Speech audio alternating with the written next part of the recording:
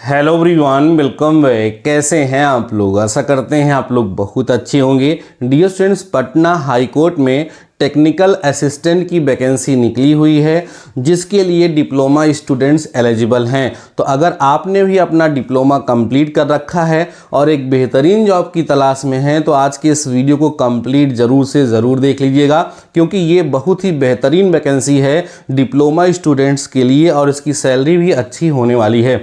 Dear students, आज के इस पर्टिकुलर वीडियो में इस वैकेंसी से रिलेटेड सारी इन्फॉर्मेशन मैं आपको प्रोवाइड कराऊंगा, जैसे इसके लिए एप्लीकेशन कब से स्टार्ट होगा, कब तक होगा, सैलरी स्ट्रक्चर क्या होगा, इंपॉर्टेंट डेट्स कौन कौन सी हैं, कि कौन से ईयर के स्टूडेंट्स एलिजिबल हैं और कौन सी ब्रांच के स्टूडेंट्स एलिजिबल हैं। मीन्स सारी बातें आज के इस वीडियो में मैं आपको बताने वाला हूँ। सो कंप्लीट वीडियो को ज़रूर से ज़रूर देख लीजिएगा, फिर इस वैकेंसी के लिए अप्लाई ज़रूर से ज़रूर करिएगा। आइए डियर स्टूडेंट्स, हम वीडियो को स्टार्ट करते हैं और आप सभी लोगों को सारी ऑफिशियल और एथेंटिक इन्फॉर्मेशन प्रोवाइड कराते हैं।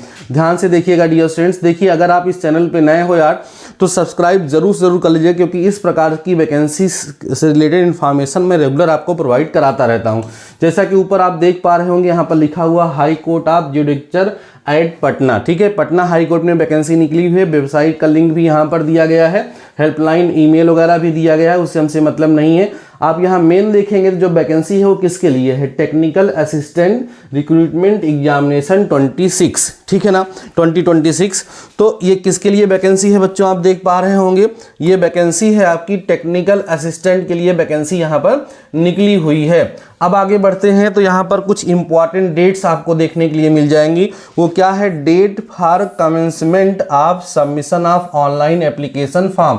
मींस ऑनलाइन एप्लीकेशन फॉर्म कब से स्टार्ट होगा, कब से आप अप्लाई कर सकते हैं। तो आप यहाँ पर देखेंगे 1 अप्रैल, आज 2 अप्रैल है, मींस कल से इसके लिए आवेदन शुरू हो गया है।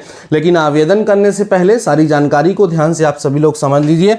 उसके बाद फिर लिखा है last date of submission of online application form. Last date क्या है, 30 अप्रैल है। मींस पूरा 1 महीने का समय आपके पास है। बढ़िया जांच पड़ताल करके समझ करके फिर आप इसके लिए अप्लाई करेंगे। Last date for making online fee payment, online fees जमा करने की डेट क्या है, वो है 2/5/2026। मींस आप 2 मई तक इसके लिए अप्लाई कर पेमेंट कर सकते हैं, बट आपको 30 के पहले ही जो करना है कर देना है। उसके बाद डेट ऑफ एग्जामिनेशन भी यहाँ मेंशन नहीं है, करें टू बी नोटिफाइड लेटर, ये बाद में नोटिफाई किया जाएगा। अभी इसके बारे में कुछ कहा नहीं गया है कि एग्ज़ाम कब तक होगा, वो बाद में ये आपको नोटिफाई किया जाएगा। आगे बढ़िए, ध्यान से देखिएगा। तो यहाँ पर बोल रहा है कि online applications are invited from eligible candidates for appointment to 53 vacant post of technical assistant group C post in level 5। और जरा देखिए, यहाँ पर सैलरी के बारे में बताया जा रहा है कि सैलरी जो होगी 29,200 से ले करके 92,300 तक होगी। ये बेसिक पे है।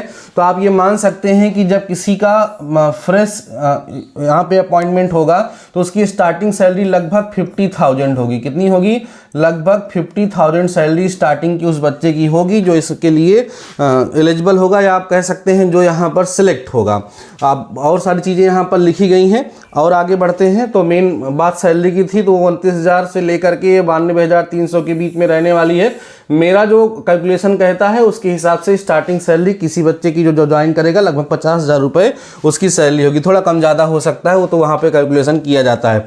आगे आप देखेंगे तो यहाँ पर कैटेगरी वाइज कुछ चीज़ें बताई गई हैं, कितनी वैकेंसी है। तो जैसे अनरिजर्व वैकेंसी जो है वो 24 है, ठीक है ना। Horizontal reserve post of women के लिए यहाँ पर जो है 8 वैकेंसी है। शेड्यूल कास्ट मींस एससी के लिए 8 और यहाँ पर 3 है। शेड्यूल ट्राइब एसटी के लिए आप यहाँ 1 है, यहाँ कोई वैकेंसी नहीं है। एक्सट्रीमली बैकवर्ड क्लासेस ईबीएस के लिए 9 सीट यहाँ है, 3 यहाँ है। बैकवर्ड क्लासेस बीसी के लिए यहाँ पर 6 है, यहाँ पर 2 सीट यहाँ पर दी गई है। इकोनॉमिकली वीकल जिसको ईडीबीएस ईडब्ल्यूएस कहते हैं उनके लिए 5 सीट यहाँ है और 1 सीट यहाँ है। तो टोटल ये पोस्ट आप देखेंगे तो आपको 53 मिलेगी और 17 यहाँ पर अलग से देखने के लिए मिल रही है हॉरिजॉन्टली जो वोमेन के लिए है। तो ये टोटल नंबर ऑफ वैकेंसीज हैं। वैकेंसी तो बहुत ज़्यादा नहीं है, लेकिन यह है कि जो कोशिश करेगा उसी को सफलता यहाँ पर मिलेगी। आउट ऑफ टोटल 53 पोस्ट आप उसके बारे में काफ़ी सारी चीज़ें यहाँ पर बताई गई हैं।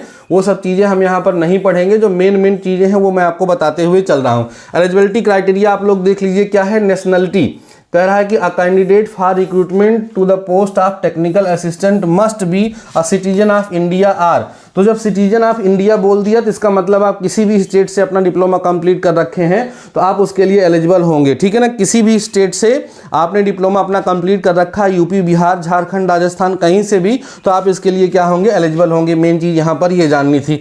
और आगे बढ़िए, यहाँ पर एक नोट पॉइंट कुछ दिया रहा है, कहे नोट में a candidate in whose case a certificate of eligibility necessary but the same has neither been issued not refused may be admitted to the examination और इंटरव्यू। पहले से आपको सब कुछ वहाँ देना पड़ेगा, ऐसा यहाँ बोल रहे हैं। मैरिटल स्टेटस के बारे में भी बताया गया, male candidate who has more than one wife alive or a female candidates who has married a person already having wife alive shall not be eligible। जिसकी दो पत्नियां होंगी वो एलिजिबल नहीं होंगी, यहाँ बोल रहे हैं। फिजिकल फिटनेस पर भी आपको ध्यान देना है, फिजिकल फिटनेस भी आपकी अच्छी होनी चाहिए।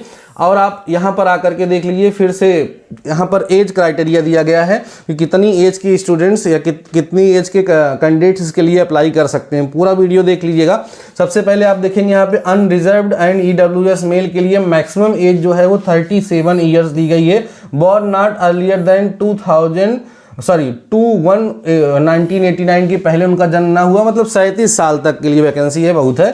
उसके बाद अनरिजर्व्ड ईडब्ल्यूएस के लिए 40 साल दिया गया है। मिनिमम एज भी यहाँ बताया गया। बीसी ईबीएस के लिए भी 40 साल दिया गया है। एससी एसटी के लिए 42 साल यहाँ पर दिया गया है। तो एज क्राइटेरिया तो ठीक है, लगभग सारे बच्चे एलिजिबल हो जाएंगे। Upper age limit for those in employment under central government or government of Bihar shall be relaxed by 5 years. ऐसा कोई है जो बिहार गवर्नमेंट में या सेंट्रल गवर्नमेंट को इसी प्रकार की कोई जॉब कर रहा है तो उसको 5 साल का अतिरिक्त छूट यहाँ पर दिया जाएगा, ऐसा यहाँ पर बोला जा रहा है, ठीक है ना। चलिए आगे बढ़ते हैं और चीज़ों को समझते हैं और समझने का प्रयास करते हैं। रिलैक्सेशन वगैरह के बारे में यहाँ बात कर रही है।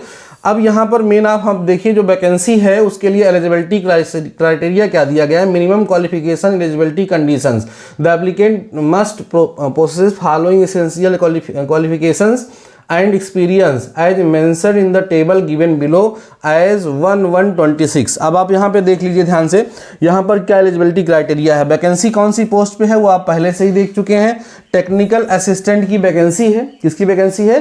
टेक्निकल असिस्टेंट की वैकेंसी है। और इसके लिए मिनिमम क्वालिफिकेशन एंड एक्सपीरियंस क्या है, तो बीसीए हो या आईटीआई हो या डिप्लोमा होल्डर हो from polytechnic in computer science, देख लीजिए कंप्यूटर साइंस वाले, और इंजीनियरिंग, कंप्यूटर साइंस इंजीनियरिंग हो गया।